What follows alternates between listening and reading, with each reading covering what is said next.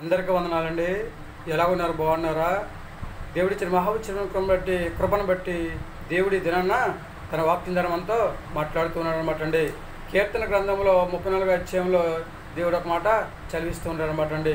నీతిమంతులకు కలిగే అపాయములు ఎన్నో, వాటన్నిటి నుంచి విడిపిస్తానని చెప్పేసి, విడిపించేవాడు యెహోవా అని చెప్పేసి దేవుడు తన పరిశుద్ధ లేఖనం ద్వారా చదివిస్తున్నాడు అనమాట అండి. మనకు అపాయం కలిగినప్పుడు, హాని కలిగినప్పుడు, ఇబ్బందులు కలిగినప్పుడు, ఇరుకులు కలిగినప్పుడు, శ్రమ, శోధన ఏదైనా మన జీవితంలో కలిగినప్పుడు మనం ఏం చేయాలండి? దేవుని కొరకు కనిపెట్టుకోవాలని చెప్పేసి కీర్తన గ్రంథంలోనే చెప్తున్నాను అనమాట అండి. ఎవరైతే యెహోవా కొరకు కనిపెట్టడం అంటే దేవుని నామాలు విశ్వాసంతో ప్రార్థన చేసుకుంటారో వారందరినీ కూడా దేవుడు దీవించి ఆశీర్వదించి వారికి కావాల్సిన సహాయం దేవుడు చేస్తూ ఉంటాడు అనమాట అండి. 1 రాజుల గ్రంథంలో 19వ అధ్యాయంలో ఏలియా గారి దగ్గర మనం వెళ్ళినట్లయితే, ఏలియా గారు చక్కగా భయంకరమైన శ్రమ వచ్చినప్పుడు చివరికి చనిపోవాలని చెప్పేసి అనుకున్నప్పుడు అక్కడ బద్రి చెట్టు కింద కూర్చొని ప్రార్థన చేసినట్లుగా మనము చూస్తూ ఉన్నాం. నేను పితరుల కంటే గొప్పవాడిని కాదు, నన్ను తీసుకొని చెప్పేసి ఏలియా గారు ప్రార్థించగా దేవుడు ఆయన ప్రార్థన ఆలకించి వెంటనే ఆహారాన్ని పంపించి ఆయన ధైర్యపరిచి మరలా అవన్ ప్రయాణం చేయించినట్లుగా మనము చూస్తూ ఉన్నాం. 40 దినాలు దేవుడు ఇచ్చిన మహోచ్చరమైన కృపను బట్టి, ఆయన కాపుదలను బట్టి, ఆయన నడుపుదలను బట్టి దేవుడు మనల్ని ఎంతగానో దీవిస్తూ ఉంటాడు అనమాట అండి. మనము కూడా చక్కగా దేవుని నామములో విశ్వాసంతో ప్రార్థన చేసుకుని దేవుని కొరకు కనిపెట్టినట్లయితే మనల్ని కూడా దేవుడు దీవించి ఆశీర్వదించి మనకు కావాల్సిన సహాయాన్ని చేస్తూ ఉంటాడు అనమాట అండి. మంచి ఆరోగ్యం తెచ్చేస్తూ ఉంటాడు, భూమి మీద హాయిగా జీవించేటట్లు చేస్తూ ఉంటాడు. ఆయన రాజ్యవారసుగా జీవించే యోగ్యతను సంపాదించుకునే స్థితిని కలగజేస్తూ ఉంటాడండి. క్షేమకరమైన జీవితాన్ని దయచేస్తూ ఉంటాడు. ఇంకా మేలుతో మన హృదయాన్ని నింపుతూ ఉంటాడు అనమాట అండి. దేవుడు ఇచ్చిన మహోచ్చరమైన కృపను బట్టి మనందరం కూడా దేవుడు దీవిస్తూ ఉంటాడు. కనుక మనం కూడా దేవుని మాట వినాలండి. నీతి మార్గాన్ని ఎంచుకోవాలి, నీతిగా జీవించాలి, నీతిని అనుసరించి నడుచుకున్నట్లయితే అప్పుడు దేవుడు మనల్ని ఎంతగానో దీవిస్తూ ఉంటాడు అనమాట అండి. మనం ఎప్పుడైతే నీతిగా జీవిస్తూ ఉంటామో మనకి ఎన్నో శోధనలు, శ్రమలు, ఇబ్బందులు ఎన్నెన్నో వస్తూ ఉంటాయి. ఏమొచ్చినా కానీ ధైర్యంగా ఎదుర్కోవాలన్నమాట అండి.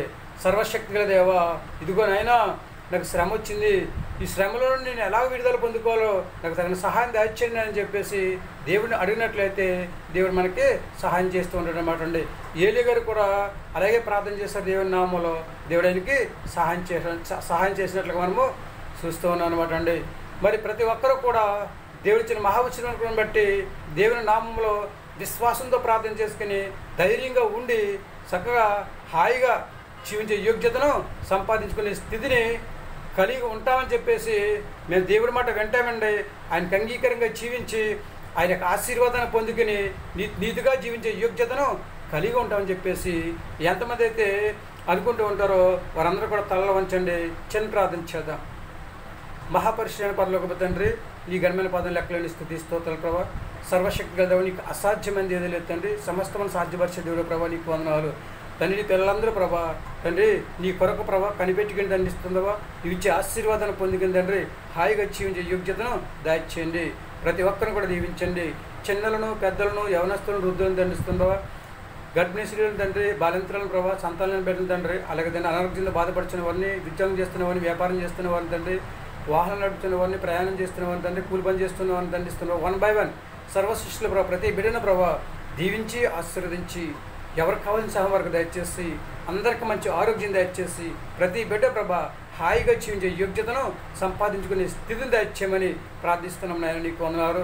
మరొకసారి తండ్రి ప్రభా తండ్రి మాకు తండ్రి ప్రభా మమ్మల్ని అందరూ కూడా ధైర్యపరిచి ప్రభా మా హృదయంలో నూతన ఉత్సాహాన్ని తండ్రి, నూతన ఆనందాన్ని నింపి తండ్రి, భూమి మీద హాయిగా ప్రతి ఒక్కరు ప్రభా జీవించే యోగ్యతను దయచేయమని మా ప్రార్థన ఆలకించుతారు. మా ప్రార్థన ప్రతిఫలం దయచేయమని మా కొరకు త్వరగాని యేసుక్రీస్తు ప్రయాసమైన నామములో వేడుకొంచున్నాము తండ్రి.